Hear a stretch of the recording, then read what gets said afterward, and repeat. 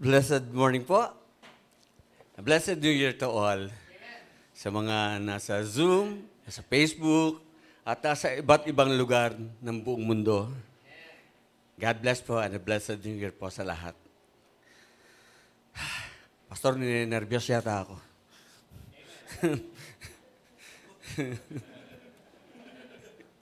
Sabi nga po ng kanta, you are awesome in this place. Sa mga kumanta, tumimo ba sa puso natin nakabuuan ng kanta? Kanina na inawit ng atin pong music ministry. Isa pong napakagandang ilustrasyon kung sino ang Diyos na ipinapaliwanag ni Pastor sa kanyang pag-uumpisa. May Diyos tayo na tagapagligtas. At hindi lamang siya tagapagligtas.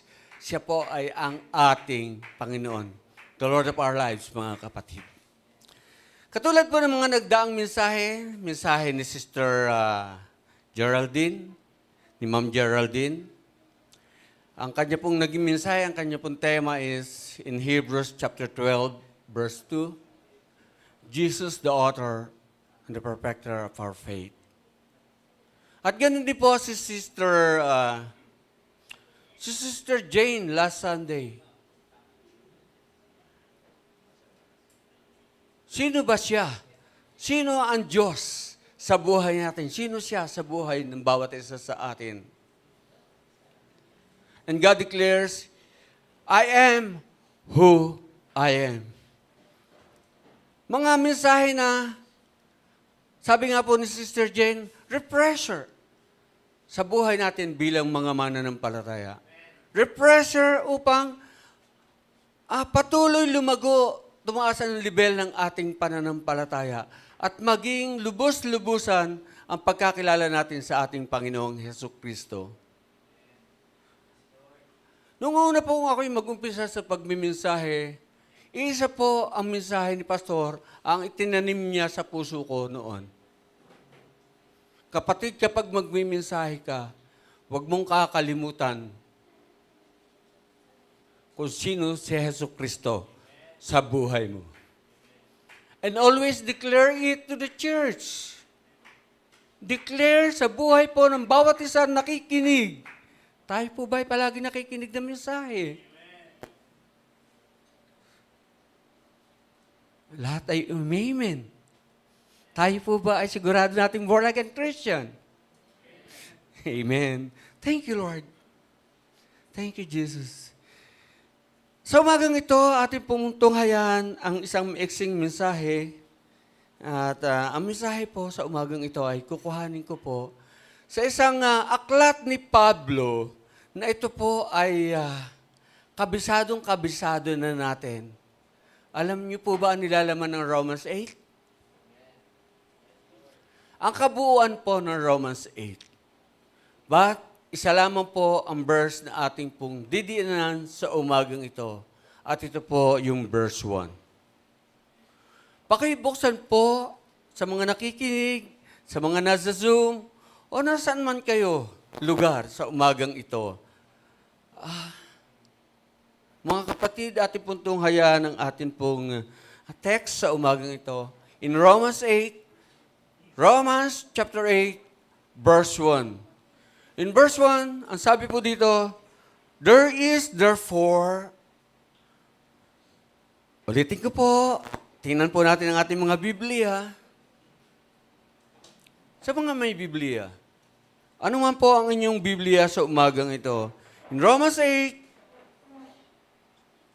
Romans chapter 8, verse 1, there is therefore now no condemnation to them which are in Christ Jesus, who walk not after the flesh, but after the Spirit. Hallelujah. Let us pray.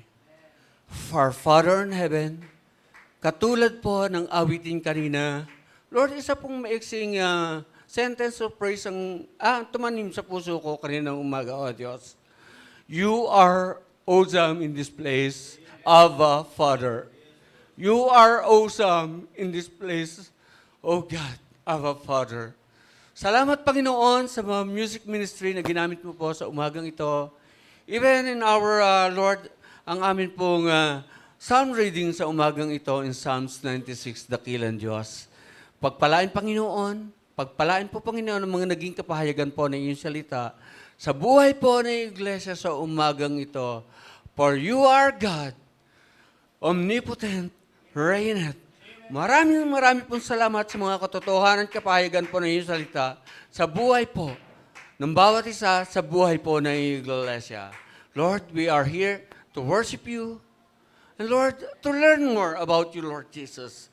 Pagpalain, Panginoon, pagpalain po, O Diyos, ang iyong mensahe sa umagang ito. And this is all we pray in Jesus' mighty name. Lahat nga po yung magsabi ng Amen and Amen. God bless po, mga kapatid. Salamat po. Salamat po, Lord, sa umagang ito. And we bless your holy name, O God. Sa umagang ito, mga kapatid, ay unahin ko na po ang aking title na mensahe sa umagang ito. Andun po sa buhay natin bilang mga mananampalataya. May kanya-kanya tayong level ng pananampalataya. May kanya-kanya tayong pagkakakilala sa ating Diyos na sinasamba. Ika nga ni Sister Jane noong nakaraang linggo. But still, itong mga pagkakilala natin sa ating Diyos na sinasamba ay nagiging pamantayan ng ating pagkakilala sa Diyos na ating sinasamba. Sabi nga ni Pastor Tuwina, wag lang siyang maging tagapagligtas natin, mga kapatid.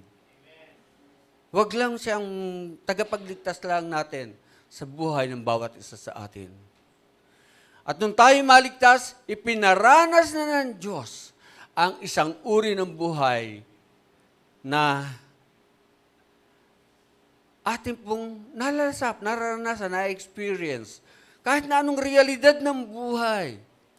But still, hindi po tayo dapat manatili, ka nga po ni Pastor, na siya, ang ating Panginoon Jesucristo, ay tagapagligtas lamang. Makita po natin ang pagka-Diyos niya sa buhay ng bawat isa sa atin. Kung kabisado po niyo ang Romans chapter 8, ito po ay kabuuan ng pahayag ng salita ng Diyos, the privilege that we have in our God na kinikilala. The privileges, tandaan po natin yan. Ito po ang mga privileges na meron tayo sa ating dakilang Diyos. At ang titulo ko po sa umagang ito, Ikaw, O Diyos, ay walang katulad. Wala kang katulad, O Diyos. Yun po ang para sa akin. Kung ano po ang pagkakilala nyo sa ating Diyos na sinasambahin, wala pong mali. Lahat po yun. Tunay po yung nasa puso ng bawat isa sa atin. Even in our prayers sa bahay po, kasama po ang aking buong pamilya, I end the prayers with that. Wala kang katulad, O Diyos. Wala kang katulad, O Diyos. At yan po ay matutunghayan natin in Mark chapter 12, verse 32. For there is no other God before me, sabi nga po ng ating Diyos. Also in Deuteronomy chapter 4, verse 39. For there is one God, and there is none other but He. Wala pong katulad ang ating Diyos na kinikilala, sinasamba, pinanampalatayanan. Yan po ang palaging sinasabi ni Pastor, ang ating pananampalataya ay totoo. Dahil tayo po ay nagdideklarang ang Diyos natin ay buhay at makapangyarihan sa lahat. 1 Corinthians chapter 15 verses 3 and 4. Ang ating Diyos ay buhay. Ang ating Diyos ay buhay. Kung tutunghayan po natin ang sinabi ko pong text sa umagang ito is all about Romans 8. In Romans chapter 8 verse 1, ulitin ko po, there is therefore now no condemnation to them which are in Christ Jesus. Tayo po lahat ay nasa Panginoong Jesucristo. hindi kayo maka-amen. Pag tayo po ay born again, we are in Christ Jesus, mga kapatid. Huwag kayong mahiya, huwag kayong matakot. Dahil pribilehiyo yan ng Diyos sa bawat isang mananampalataya. There is no condemnation. Ang meaning po ng condemnation is a death that includes a total separation from God, or it is God's judgment.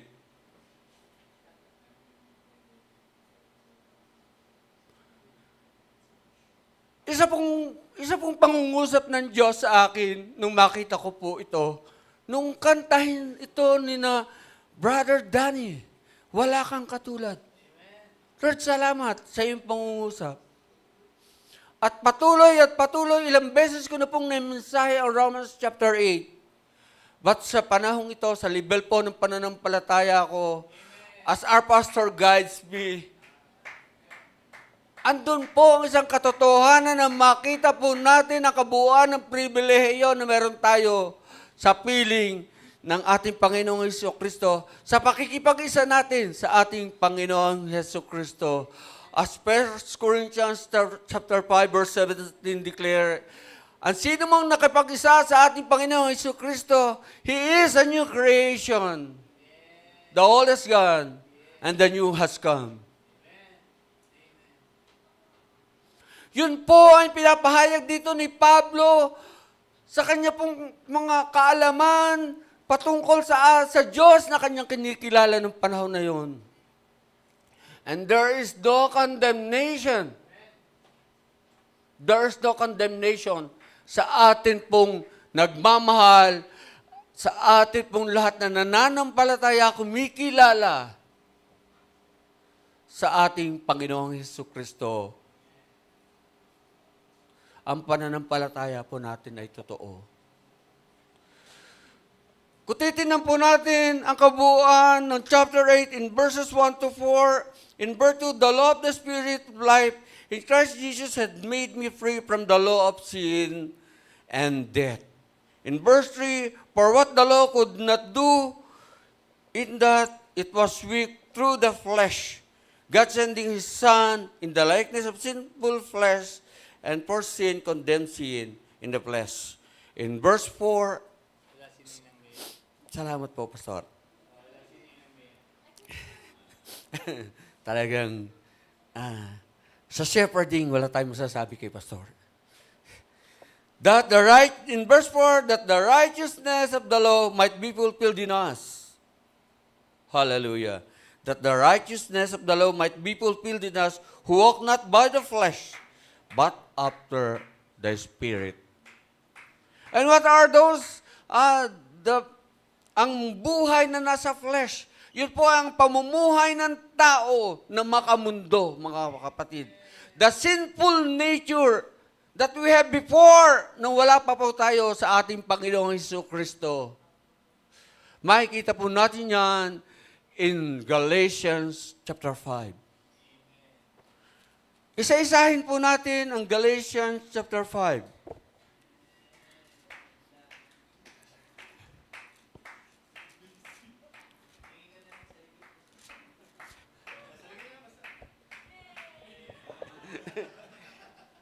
In Galatians chapter 5 verses 18, kapatid, 18 to 23. Andito na ang fruit of the Spirit. Now, in verse 19, now the works of the Spirit are manifest, which are these. Hallelujah. Thank you, kapatid. Talagang pwede na maging manugang.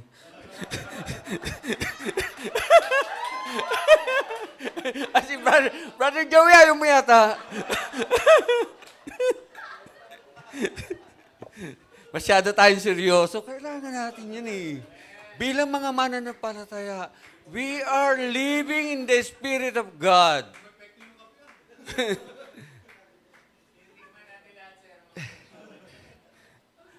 Ayan po ang sinasabi patungkol sa buhay, the sinful nature of man. We should not live with that, mga kapatid.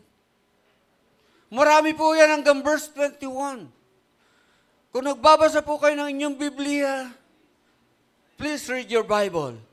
Hindi ko na po kailangang ulit-ulitin o basahin ko pa po isa-isa ito.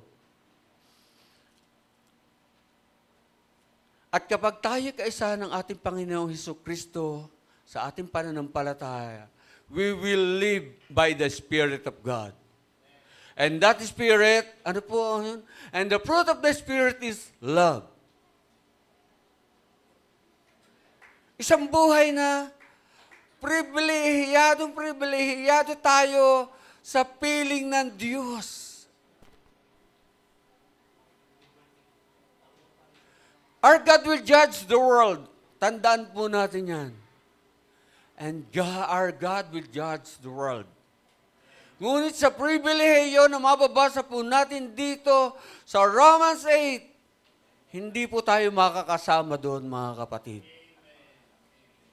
Dahil ito po ang pribilehiyo na sinasabi po, na palaging sinasabi ni Pastor, tayo bilang mga born-again Christian, pribilehiyado tayo, mga kapatid. And that privileges that we have in God, mga kapatid, siya po ay muling nabuhay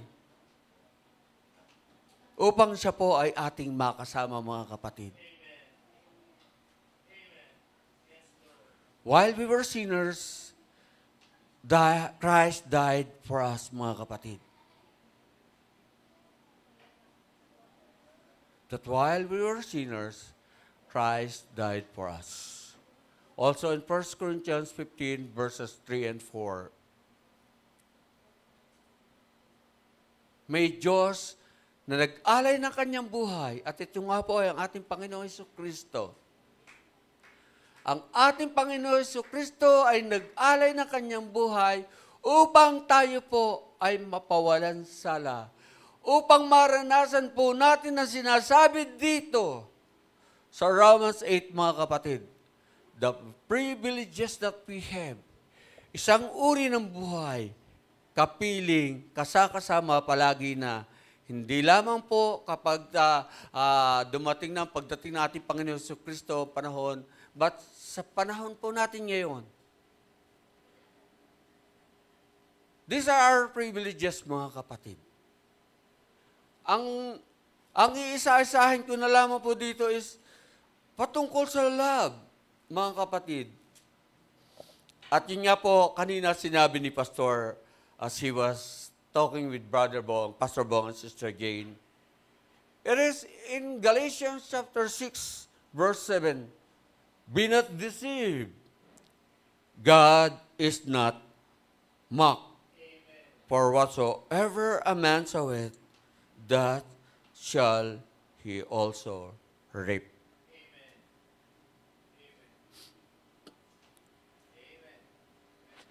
Hindi pwede po tayong mag-born again, mga kapatid. We cannot mock our God. Because our God is omnipotent, reigneth, mga kapatid. Alam niya lahat. He is powerful. Kaya nga po, sa awit na lang kanina, pwede na po tapusin eh. He is awesome in this place, mga kapatid. At siya po ay walang katulad. At siya po ay walang katulad. At sa buhay po natin bilang mga mananampalataya, kailangan pong mamutawi. We must be the fountain of love. Galing sa Diyos. But the fruit of the Spirit is love. Kung ikaw ay kaisa, kung tayo ay kaisa ng ating Panginoon Jesucristo, andyan ang pag-ibig. At kasama po ng pag-ibig is joy, peace, long-suffering, gentleness, goodness, faith. And verse 22, meekness, temperance. Against such, there is no law.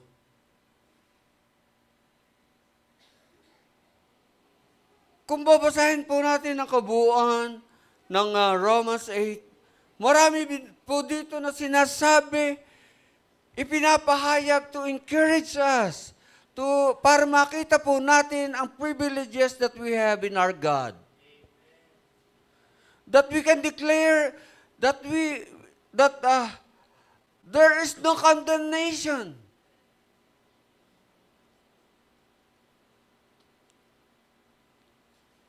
Hindi na tayo makukondena. And we will experience God's blessing, mga kapatid. And we will experience ang pag-ibig ng Diyos sa buhay po natin. Ganun man kahirap ang ating sitwasyon, anong problema natin sa buhay ngayon? Manugang? Pampisikal? Ako po, malimit po akong may nararamdaman, hindi lamang po rayuma. Hypertension and everything. Palpitation.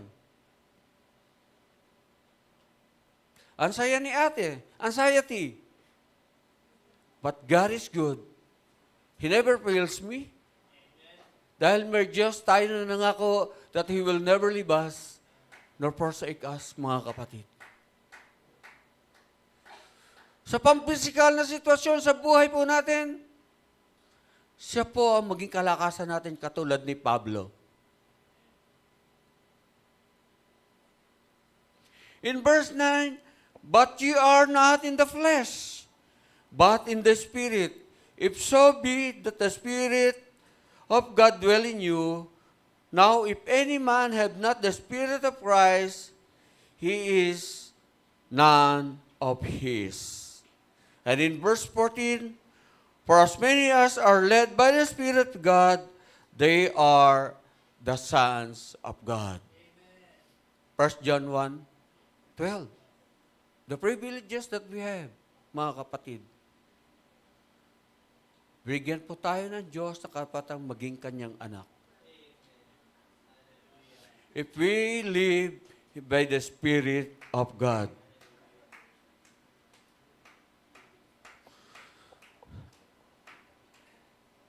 In verse 24, for we are saved by hope, but hope that is seen is not hope. For what a man seeth, why doth he yet hope for? But if we hope for what we see not, then do we with patience wait for it. Ito sa ulo na natin ang verse 28. Na palagi nating naririnig, palagi nababanggit ng mga mananampalataya. And we know, in verse 28, and we know that all things work together for good to them that love God, to them who are the called according to His purpose. Ulitin ko po. And we know that all things work together for good to them that love God. That love God. To them who are the called according to His purpose. And in verse 32, in verse 31, what shall we then say to this thing? If God be for us, who can be against us? Inyo pong pagbulay-bulayan, pag-uwi natin sa bahay, Romans chapter 8. Maiksi lamang po ito. Ulitin ko po in verse 31. What shall we then say to these things? If God be for us, who can be against us? Hallelujah. He that spared not His own Son, but delivered Him up for us all, how shall He not with Him also freely give us all things? Thank you, Lord. In verse 35, who shall separate us from the love of Christ? Shall tribulation, or distress, or persecutions, or famine, or nakedness, or fear, or peril, or sword? Kayo na po ang magtuloy ng pagbabasa sa bahay niyo. In verse 38, for I am persuaded that neither death, nor life, nor angels, nor principalities, nor powers, nor things present, nor things to come, nor height, nor depth, nor any other creature shall be able to separate us from the love of God, which is in Christ Jesus, our Lord. Hallelujah. Lord, salamat po sa mensahe sa umagang ito. Let us pray. Father in heaven, we bless your holy name, O God. Maraming pong salamat sa mga katotohanan na kapahayagan po ng iyong salita sa umagang ito sa iyong iglesia, dakilang Diyos. For you are awesome in this place, O God. For you are awesome in this place, O God. Hallelujah. Abba, Father, you are omnipotent. Reigneth. Marami pong salamat, Lord, sa iyong pangungusap sa buhay po ng bawat kapatiran sa umagang ito, dakilang Diyos. Pagpalain po, Panginoon, ng mga naging kapahayagan po ng iyong salita sa buhay po ng bawat isa sa amin, dakilang Diyos. Lord, muli, marami pong salamat. And we bless your holy name dahil ikaw ay Diyos na walang katulad. Ikaw ay Diyos na walang katulad. And this is all we pray. In Jesus' name, ang lahat nga po yung magsabi ng Amen! Hallelujah! Atin pong awitin ang awit na akin pong hiniling sa music ministry. Bro, ikaw kakata?